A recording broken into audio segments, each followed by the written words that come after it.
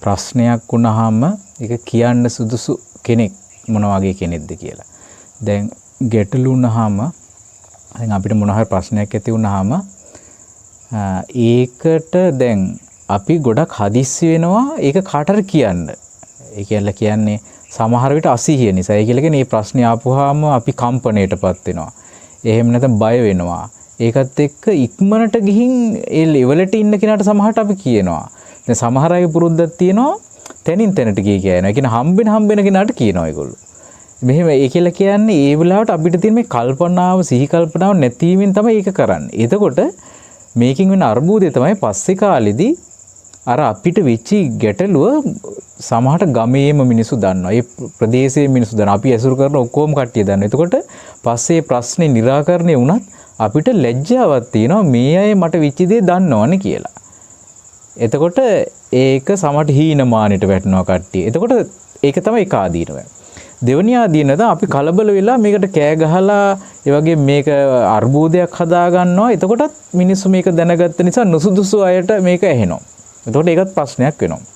එතකොට අපිට අපහාස විඳින්න, නිඳා කරන්න, අපිව සමහර විට එක එක දේවල් පාවිච්චි කරන්න, අපේ දුර්වලතා තීරුම් ගැනීම නිසා ඒ දුර්වලතාවයෙන් අපිව පාලනය කරන්න සමහර අය ලෑස්ති වෙනවා. එතකොට ඒක එකක්.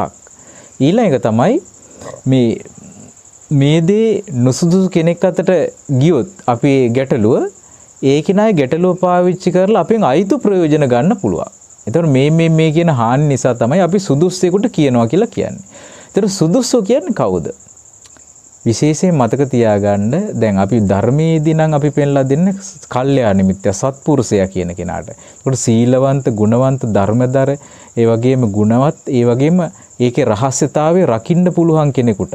ඒ වගේම අපිට මේ ගැටලුවට උත්තරයක් ගන්න පුළුවන් කෙනෙකුට. දැන් අපි හැමෝටම මේ ගැටලු කිය යන්න අවශ්‍ය නැහැ. දැන් අපිට පුළුවන් වෙන්න ඕනේ මේ උත්තරයක් ගන්න. ඒකට නිසි උපදේශනයක් ගන්න පුළුවන් ක්‍රමයක්.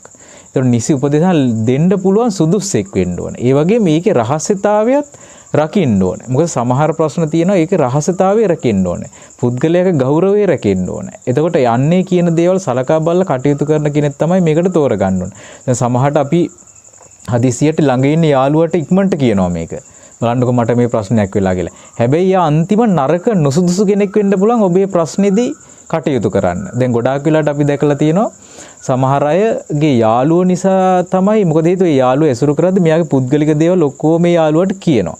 ඒ කිව්වට පස්සේ ඒ යාළුවා මොකද ගන්න පසු කාලීනව මේක ඒ කියන්නේ තරහ වෙලා හරි එහෙම නැත්නම් වෙන අයට මෙයාගේ ඒක ලුකුවට හිතන්නේ නැතුව හරි වෙන අයට කියනවා. කිව්වන් පස්සේ ඒක පැතිරිලා ගිහිල්ලා අර අනිත් කෙනාට ඒක ප්‍රශ්නයක් වෙනවා අන්තිමට. ඒ නිසා තමන්ගේ ගෞරවය රකින්න පුළුවන්. තමන්ට මේ ප්‍රශ්නෙට උත්තරයක් දෙන්න පුළුවන්. ගුණවන්ත කෙනෙකුට තමයි ඒක ඇත්තටම කියන්න ඕනේ. නමුත් මේකෙදි වරදවා තේරුම් ගන්න එපා ප්‍රශ්නයක් වුණාම නොකිය ඉන්නවා කියන එක.